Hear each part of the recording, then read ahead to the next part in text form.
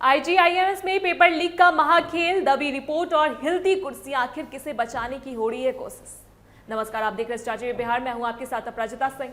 आज हम बात कर रहे हैं पटना के सबसे प्रतिष्ठित मेडिकल संस्थानों में से एक इंदिरा गांधी आयुर्विज्ञान संस्थान यानी आईजीआईएमएस की, जो इन दिनों किसी अस्पताल से ज्यादा विवादों का अखाड़ा बना हुआ है।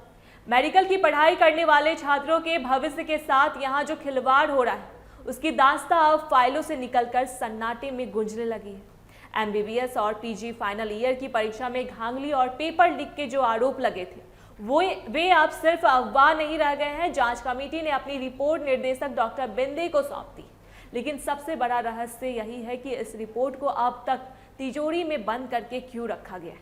आखिर उस रिपोर्ट में ऐसा क्या लिखा है जिसे जनता और छात्रों के सामने लाने से प्रशासन के हाथ पांव फूल रहे हैं।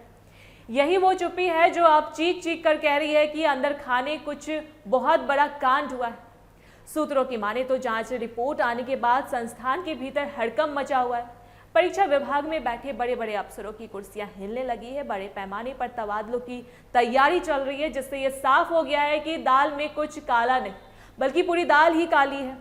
इस पूरे ड्रामे के बीच एक और हैरान करने वाली बात सामने आई है। संस्थान की नई डीन डॉक्टर नीरू गोयल अचानक छुट्टी पर चली गई और उन्होंने चार्ज लेने से ही मना कर दिया है। जब उनसे सवाल पूछने की कोशिश की गई तो उन्होंने पल्ला झाड़ते हुए सारा ठिकारा मीडिया प्रभारी पर फोड़ दिया। लेकिन विंड बना देखिए कि मीडिया प्रभारी का फोन तक नहीं उठ रहा है। ऐसा लग रहा है कि मानो पूरे सिस्टम ने चुप्पी की चादर ओढ़ ली है ताकि सच बाहर ना आ पाए। इस पूरे स्कैंडल में सबसे गंभीर सवाल ये खड़ा होता है कि अगर परीक्षा प्रक्रिया में सब कुछ ठीक था तो फिर एमबीबीएस की परीक्षा के रद्द क्यों किया गया?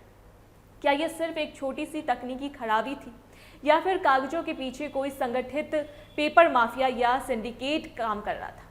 आरोप तो यहाँ तक लग रहे थे कि कुछ खास छात्रों को फायदा पहुँचाने के लिए पूरी गोपनीयता की धज्जियां उड़ा दी गई थी। जब मामला हाथ से निकलने लगा तो आनन फानन में परीक्षा रद्द कर दी गई। डॉक्टर ओम कुमार की अध्यक्षता में बनी जांच कमेटी की रिपोर्ट आने के बाद भी अब तक कोई केस दर्ज नहीं हुआ। सवाल यह है कि क्या कानून सिर्फ फाइलों तक ही सीमित रहेगा? सबसे चौंकाने वाली बात तो यह है कि संस्थान के निर्देशक खुद भी एक जांच के दायरे में है। ऐसे में जांच कितनी निष्पक्ष होगी, ये अपने आप में एक बड़ा सवाल है। इधर डॉक्टर प्रकाश दुबे के इस्तीफे के बाद बनी नई प्रशासनिक टीम में भी फूट साफ देखी जा रही है। नई सब डीन डॉक्टर अंजू सिंह ने प्रभार लेने की बात को कही है, लेकिन माहौल अब भी तनावपूर्ण है। सवाल ये नहीं है कि कुर्सी पर कौन बैठेगा, सवाल ये है कि बिहार के होनहार डॉक्टरों के भविष्य के साथ ये कैसा सिस्टमैटिक खेल खेला जा रहा है। क्या आईजीआईएमएस में सच को दबाया जा रहा है या सच खुद किसी बड़े दबाव में कैद है? आखिर वो कौन से रसूखदार लोग हैं जिन्हें बचाने के लिए रिपोर्ट को सार्वजनिक नहीं किया जा रहा है?